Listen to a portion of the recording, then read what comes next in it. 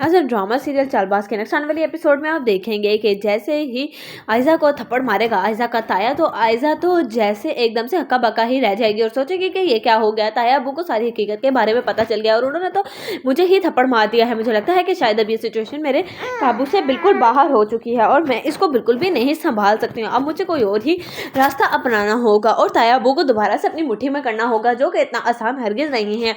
उधर आप देखेंगे कि जब ये बात आयजा अपनी माँ से कहेगी कि आप जानती हैं कि पहले आप तस्दीक तो कर लिया करें कि आखिर आप किससे बात कर रही हैं। एक दफ़ा पहले भी आप असद के सामने पता नहीं क्या कुछ बोलने ही वाली थी और अब आपने ताया अबू को सारी असलियत के बारे में खुद बता दिया है। अनाया की तलाक के बारे में भी अम्मी अब मैं कुछ भी नहीं कर सकती हूँ। आप जानती हैं कि ताया अबू किस कदर गुस्सा है और उन्होंने मेरे मुंह पे कितनी ज़ोर से थप्पड़ मारा है, सिर्फ और सिर्फ आपकी वजह से। इस पर कहेगी आयजा की माँ आयजा से कि मैं थोड़ी ना जानती थी आयजा कि ये सब कुछ हो जाएगा, मुझे क्या पता कि फ़ोन पे भाई साहब हैं और तुमने अपना फ़ोन भाई साहब को दिया ही क्यों। इस पर आयजा कहेगी कि फ़ोन जब बार बार बजेगा तो ताया अबू ने परेशान होकर उठा लिया कि कहीं उनके भाई को कुछ ना हो गया हो। लेकिन अब आप जानती हैं कि उनके भाई का तो पता नहीं, लेकिन हम दोनों की बहनों की जिंदगियां ज़रूर तबाह होने वाली हैं। ऊपर से आपने ईशल के सच के बारे में भी सारा कुछ ही बोल दिया। ताया अबू के सामने मैं हरगिज़ भी बर्दाश्त नहीं कर सकती इस घर से निकलना।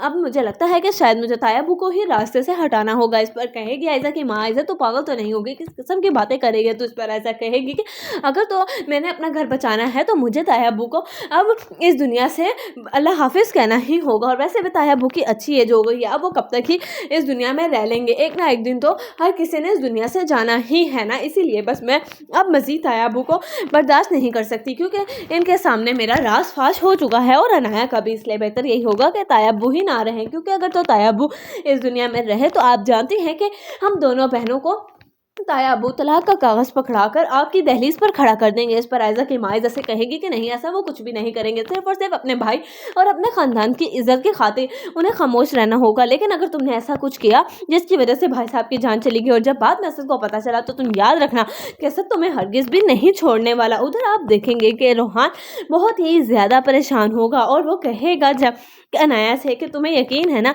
कि चच्ची आयजा भाभी को मना लेंगी कि वो ईशल भाभी को घर ले आए। इस पर कहेगी अनाया कि हाँ। उधर अनाया को तो ये बात मालूम ही नहीं कि उसके ताया को अनाया की हकीकत के बारे में सब कुछ मालूम हो चुका है। जब आयजा उसे बताए